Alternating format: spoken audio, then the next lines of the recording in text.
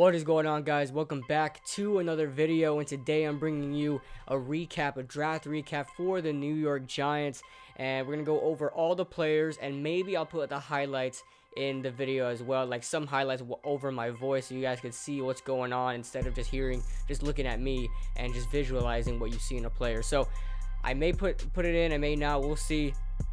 But let's get right into it. I'm gonna do an undrafted video. Last year I did them all together, but it felt like I was just rambling on about a bunch of players, and I couldn't really stick anything onto you guys. So I'm gonna do the drafted players separate, and then I'll make a whole video on the undrafted players. Plus, I didn't even look at most of them. I didn't even look at the players, most of them, and I want to tell you about them as much as I can.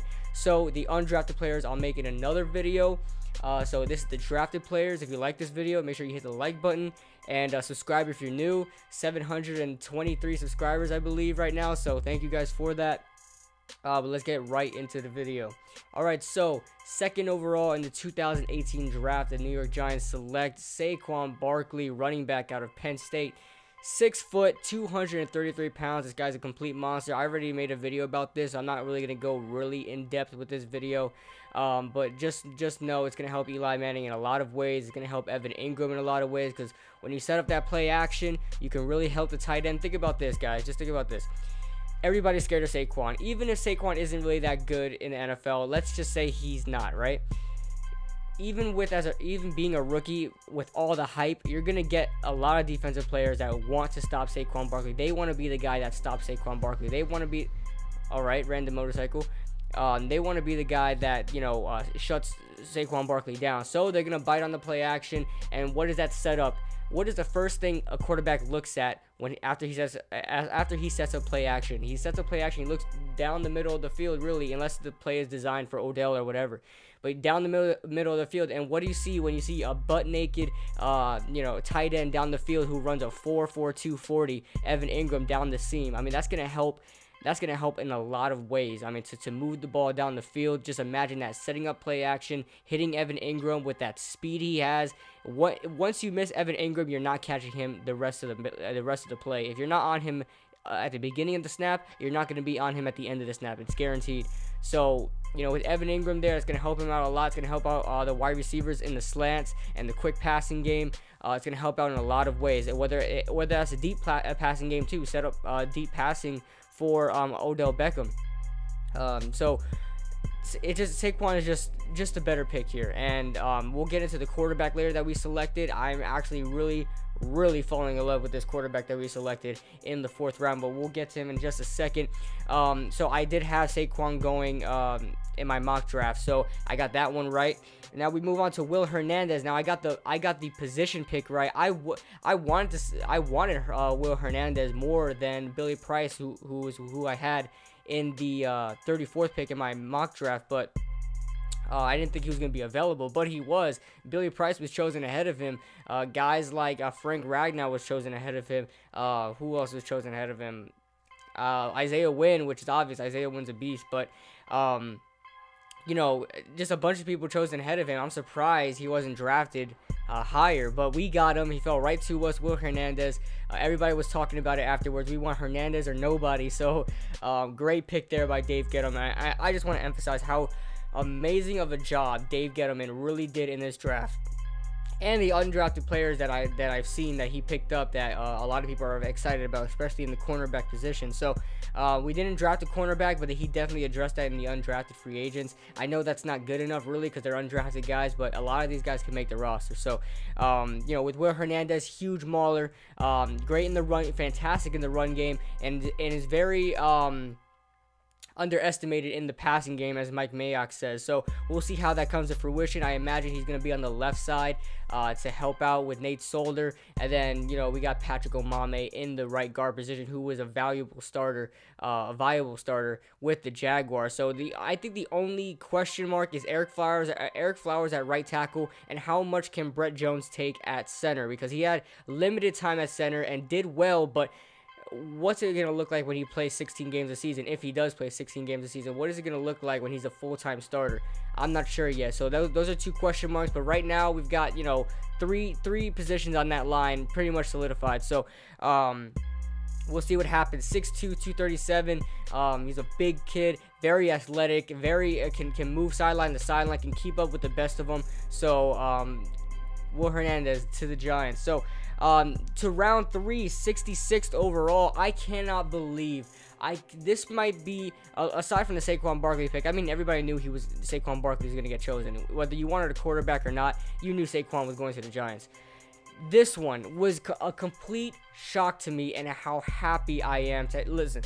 In round 3, same pick, 66th overall, I wanted an edge rusher. I wanted Uchenna Nwosu, but he was drafted in the 2nd round by the San Diego Chargers pretty early, and I was like, whoa. I mean, he went up really high up, and deservingly so. I mean, I guess it may have been a reach for him. He was projected to be a 2nd to 3rd round pick, but I really wanted Uchenna Nwosu, but Lorenzo Carter is no joke at all. This guy was a projected 1st round pick after the combine, after having a stellar combine. I believe ran a 4.46 in the 40. Correct me if I'm wrong. It was in a 4.4 range, but I don't know if it was 4.46, something like that. That's extremely fast, guys. For an edge rusher, that's scary to think about, and especially that we already have a good linebacker in Olivier Vernon to rush on one side. We're gonna have Lorenzo Carter on the other side. Are you serious? This is going to be just a crazy defense, a crazy team to work with in 2018. Lorenzo Carter, a linebacker out of Georgia, 6'5", 250. If you guys look at this guy's wingspan, just look at the size of his arms and his legs. This guy has the longest limbs I've probably ever seen on a human being. Seriously. You see this guy walking around, he's just a plank. And that's not a bad thing whatsoever. I mean, this guy's long legs is going to be able to generate some power with the legs. His arms going to have a lot of reach with the arms. You know, there has been, you know, the reason why he went in the 3rd round, I assume, is that he's a big guy. 6'5", 250, that is JPP range right there. I think JPP is 6'5", 250 or 6'5", 260 or something like that. Or he's 265 or something like that. But Lorenzo Carter has a problem with his strength. He needs to get stronger. That's what a lot of people are saying about. That's what the experts were saying, and I agree. He needs to work on the run game a little bit, but in the passing game, as a pass rusher, he is not to be reckoned with. This guy is a great pass rusher, and kind of was underestimated and undermined by the greatness of Roquan Smith, who played a different position, but at the same time, Roquan Smith did do a lot of blitzing up the middle, and he got to the quarterback, I think, more often than Lorenzo Carter did. So Roquan Smith is just a monster. That's why he went 8th overall to the Bears. Lorenzo Carter in the 3rd round. But I mean, the fact that we got 3 first-round graded prospects is unbelievable, and what a great job by Dave Gettleman to pulling the trigger on Will Hernandez, pulling the trigger on Lorenzo Carter, because God knows if it was Jerry Reese, you know, we would have gotten Sam Darnold, and then with the 2nd pick, we would have got some random dude, probably a wide receiver or something like that, and then with the 3rd pick, we probably would have drafted a kicker. So, you know, great job by Dave Gettleman pulling the trigger on these guys that we absolutely need. And in the 3rd round, now, I had the Giants. If you guys remember my mock draft, I had us selecting Christian LeCoultre, and a lot of people were like in the 5th round, but a lot of people were like, we don't need a defensive tackle. Why do we need a defensive tackle? And I told you guys we do need depth at defensive tackle. Nobody believed me apparently, and I knew the Giants were going to get a defensive tackle in this draft. It just so happens that we drafted 2 of them, and I completely understand why. Would I have done it myself? Probably not, but I would have definitely drafted a defensive tackle. And I had us drafting B.J. Hill with the 139th pick, if you guys can see that. I don't know if you guys can see that. I crossed it out because I had us getting Christian LeCoultre, because with doing more research, I saw that B.J. Hill was a 5th round projection, but that teams were looking at him in the 3rd and 4th round because of his combine. So I was like, oh, the 5th round, that just seems so unrealistic. I'm not going to have us have a dream draft, you know, or any sort. So I had B.J. Hill going to us. I don't know if you can see that. Going to us with a 139th pick, but I crossed it out and put Christian LeCoultre there. I don't even know if LeCoultre was drafted. I didn't see his name anywhere. He's probably undrafted, and I probably screwed up on that. But it was projected for him to be a 5th round pick, and I didn't think he looked that bad on tape. So,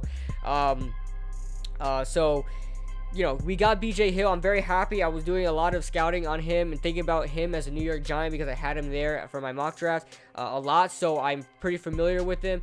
And he is a, you know, 3 technique type guy, a defensive tackle, 3 technique, whether in the 3-4 or 4-3. A lot of people are saying that he better fits the 4-3. I pretty much agree with that. But I think on pass rushing downs, he's definitely needed there to fill in for Dalvin Tomlinson. And here's the thing, guys. I've seen a lot of posts and a lot of comments like, why did we get BJ Hill? We already have some depth, and we want to get some depth, go in the 5th round or whatever, what we did. But the thing is, I mean, Dalvin Tomlinson and Snacks Harrison are not pass rushers. And I mean, I know you can ask them to, and I know last year they did a decent job when it comes to pass rushing, because they were forced to, from the lack of depth that we had, they were forced to play a pass rushing role and play on passing downs, you know, last year, and they did pretty well at it. I think Dalvin Thompson had 1.5 sacks. Same thing with Snacks Harrison, I believe. Correct me if I'm wrong. But we need other guys there. We need a rotation of guys there. If you guys look at the Philadelphia Eagles, what they did last year was outstanding, and probably nobody would ever thought they would have done it. They drafted Derek Barnett when they didn't have a strong need at defensive end. They drafted Derek Barnett, the guy as a rotational pass rusher. Was a second string guy, had 6.5 sacks. I mean, come on now. When you have fresh legs out there, they're gonna produce something, right? So, and then they have Bo Allen at defensive tackle, and he's a second stringer. And you know, Bo Allen's not you know, something you should throw around lightly. He's a pretty good defensive tackle, and he was a second string guy. I mean, they had depth there with the Philadelphia Eagles. We need to take a page out of their playbook and use it for ourselves, and have the Giants be a great rotation at defensive line. And BJ Hill, RJ McIntosh, definitely guys you can throw out there in sub packages for pass rushing downs on 3rd down, 3rd and long, 1st and long, you know, things like that. I think they'll do very well. 2nd and 1 when teams like to throw deep on 2nd and 1. So you want to have some pass rushers there, and then BJ Hill is definitely the guy you go with. He's a pass rushing defensive tackle, and I think he'll do fine with us to sub in for Dalvin Tomlinson on pass rushing downs. With the in the 4th round, the Giants select Kyle Lauletta. Now, I would have liked to draft a corner here, but I didn't see any corners on the board in the real mock draft. But I had us drafting Duke Dawson, cornerback out of Florida, in the 4th round. But he went in, I believe he went in the 2nd or 3rd round. I believe the 2nd round, but that's very high. And he's a really good slot corner. He's probably one of the best in the draft as far as slot corners go. I really wanted him, guys. I really wanted Duke Dawson. I really wanted any slot corner, but he was the best that I've seen. So, you know, when it comes to that, I'm a little bit disappointed. But Kyle Lauletta, guys, this guy is a very accurate quarterback. Yes, he comes from a small school, but he had a second round grade on him. And you guys, you think about 2nd round quarterbacks, they're, you know, that you don't throw that lightly. I mean, you look at Derek Carr, you look at Drew Brees. These are guys from smaller schools, just like Kyle Lauletta, who's coming from Richmond. That was a 2nd round grade. You look at Drew Brees, who's a 2nd round pick, coming from Purdue, a small school. And then you look at Derek Carr coming from Fresno State, another small school. So, not as small as Richmond is, don't get me wrong, but this guy has obvious talent. I mean, he was definitely playing with players that are not of his skill level, so he was just dominant. And, you know, you talk about Davis Webb, and he had a great deep ball. Kyle Lauletta has a fantastic deep ball. Now, I do have some knacks. First of all, I think he does not slide, and that's not a good thing. Just like Baker Mayfield, he needs to work on that. In the NFL, you better slide. You do not put your shoulder down, especially if you're a franchise quarterback, and that's what we're looking at him as. So, you know, a potential franchise quarterback. So he needs to learn how to slide in the NFL. Second, his ball travels a little too long in the air. I don't like his trajectory. I think, you know, they float too long in the air, especially on his deep balls. His wide receivers do have to slow down a little bit. I mean, they're very accurate passes, and he does have an arm. Think of Jay Cutler out there, you know, with a high trajectory pass like Jay Cutler. I just don't. It floats in the air a little too long. Even on his intermediate throws, they float a little bit too long when he should have just bullet them. I don't think he has the arm strength to throw it fast and straight. It doesn't look like he does. I know he throws a tight spiral, but he doesn't really teardrop his passes. He kind of just throws it up there, and it floats up there, and it leaves it for his wide receivers to get it. That's a big knack that I have on him, but he definitely has an arm on him. Just not as strong as you would like. To throw those bullet passes. Does he have great bullet pass? Absolutely. When he throws that those curl routes, those drag routes, those in routes, they're definitely very accurate, very fast, tight spirals. I like it. A guy from Richmond, you wouldn't think has that kind of talent. You would thought he would have transferred into a bigger school, but this guy has some real talent. I can't wait to see this quarterback battle between Davis Webb and Kyle Lauletta. So it's going to be great. I really love this pick. Like I said, I'm not opposed to getting a quarterback in the draft. I just didn't want one over Saquon Barkley because he was the best running back prospect. I keep saying this, best running back prospect to come out in 10 years, guys. And you guys don't even know what's gonna happen with Sam Darnold. You never know. Kyle Lauletta is not far-fetched to say he might even be the best quarterback in the draft. I mean, seriously, the Patriots were really high on him. They were gonna draft him, and we took him away from him. And you know, the fact that the Patriots were interested in him says a lot. You know, everybody that they had, Jimmy Garoppolo, I mean, this guy has never lost yet. Yeah, especially look at Jimmy Garoppolo. He was drafted in the second round out of, where the hell did he come from? I forgot where he came from, but, you know, even he was. So, these second round graded draft picks, man, they're not to be reckoned with. Even though he was drafted in the 4th round, I don't know why. Maybe because he's a small school guy, a really small school guy. So, I don't know. We'll see. I don't know if Richmond is D2 or D1. I believe it's D1 because they play like teams like Villanova and stuff like that. So I think they're D1. So, yeah.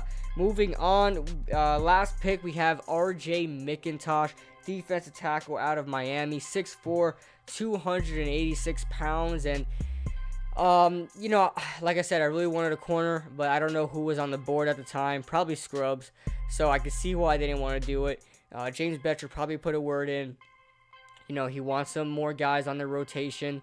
I completely understand that. RJ McIntosh, this is the guy that a 5th round pick, dominated Quentin Nelson in that Notre Dame game in 2017. I'll probably put the highlights up if you guys want to see. I mean, I was very impressed. I mean, he almost put Quentin Nelson on his butt.